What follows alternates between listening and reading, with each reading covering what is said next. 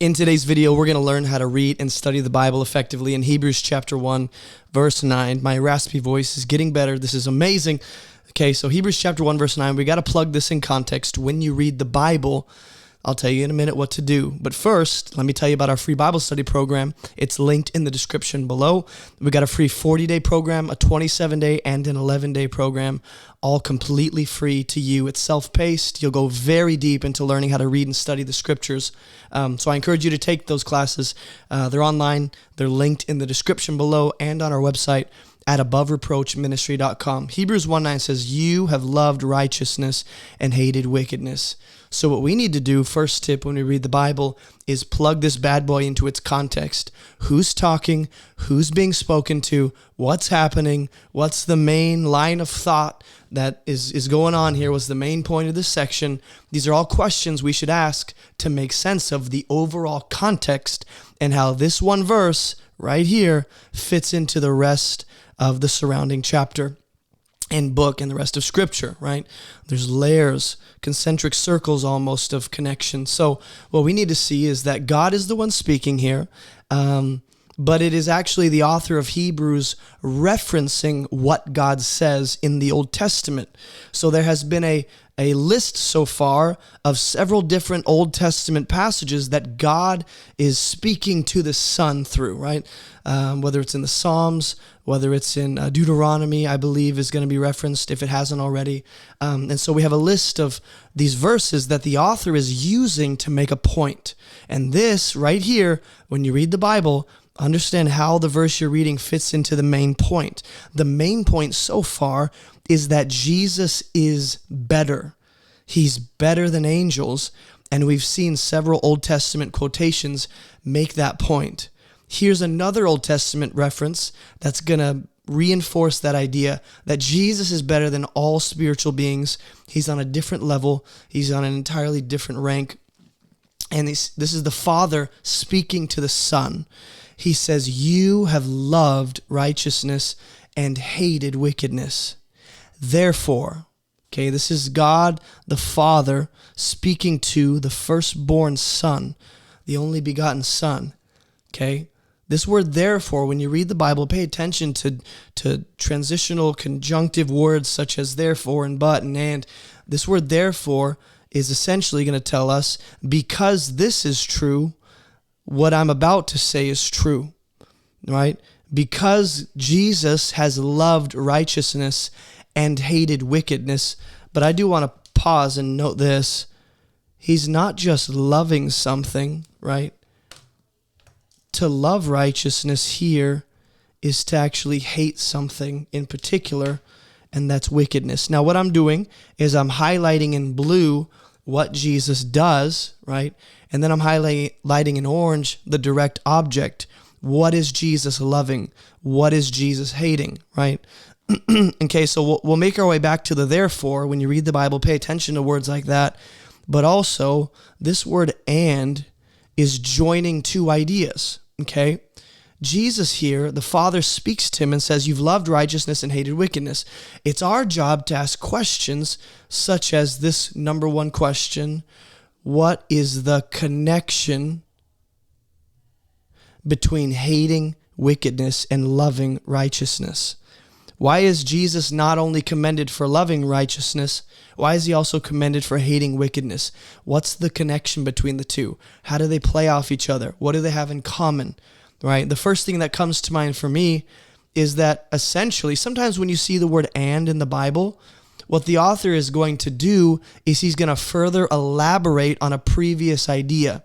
In other words, it goes like this: Jesus has loved righteousness, and he's going to expand on that idea and add another dimension to that idea by clarifying, loving righteousness, what it means is, in this context, mainly, is that he's also hated wickedness. So this word "and" isn't just connecting two different ideas or two ideas that go together, but rather this concept of hating wickedness is actually what it means to love righteousness. You'll see this in the Old Testament where God will talk about fearing the Lord is to actually hate evil. And though they are two different ideas, hating wickedness is a characteristic of loving righteousness. It's a way to further elaborate on that idea.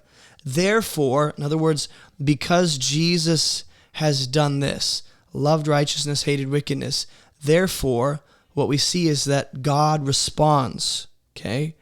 Your God has anointed you with the oil of gladness beyond your companions, right? So because this is true, this is what happens.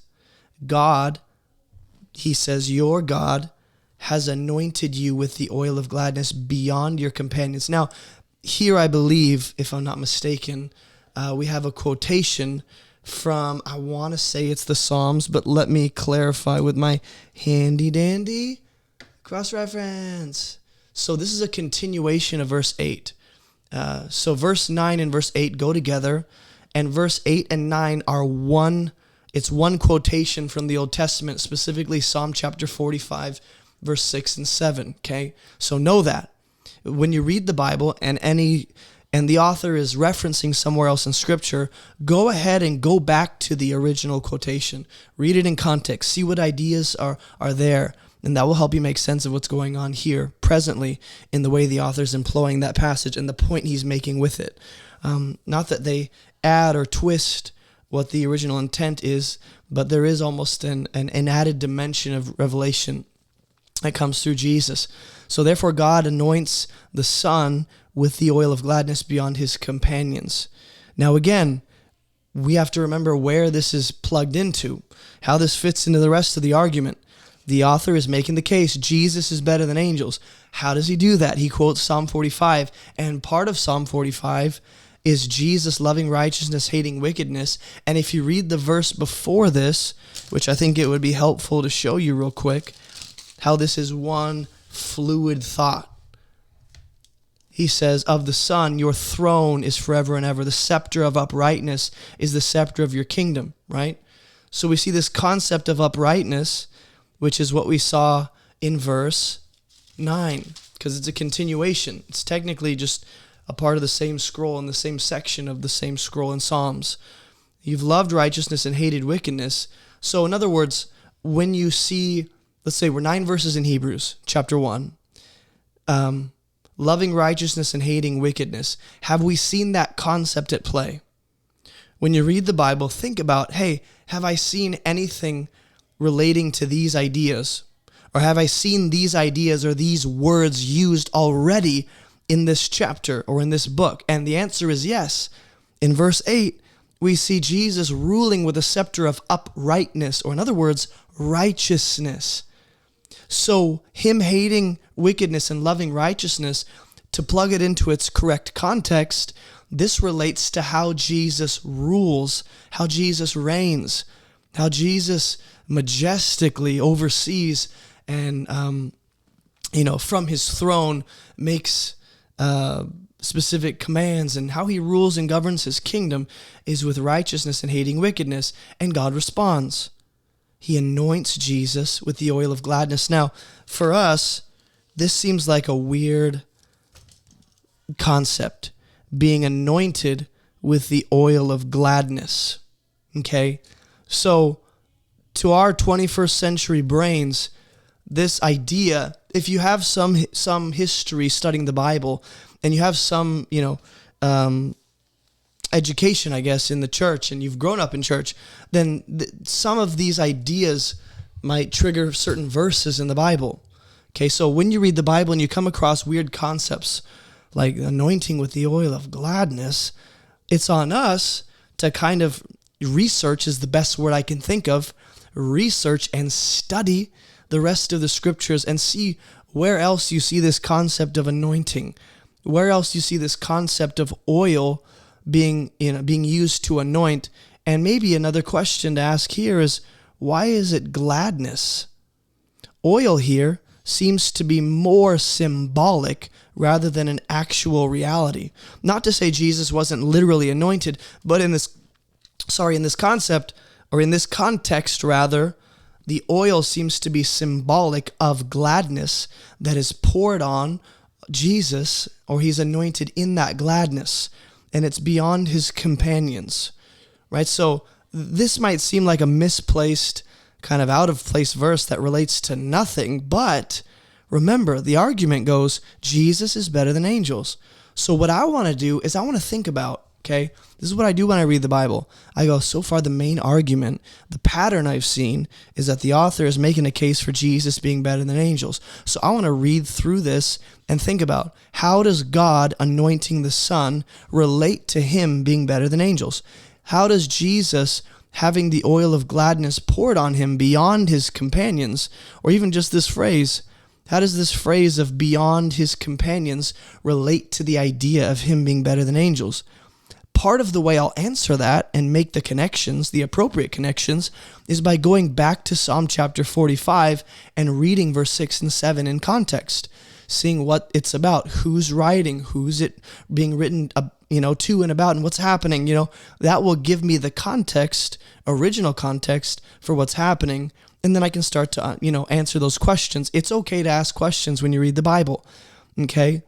And so one question I might ask, question number 2 so far in my brain, this is just real-time me thinking, is why the emphasis or the inclusion of the companions, right? He could have just noted that Jesus is anointed with the oil of gladness, but there's a comparison being drawn here, okay? So I'm going to note that Jesus being anointed is compared to the degree to which his companions are anointed, which we know Jesus is anointed beyond his companions, where he's given the oil of gladness beyond their. There's a comparison being drawn, almost like a measurement is being taken.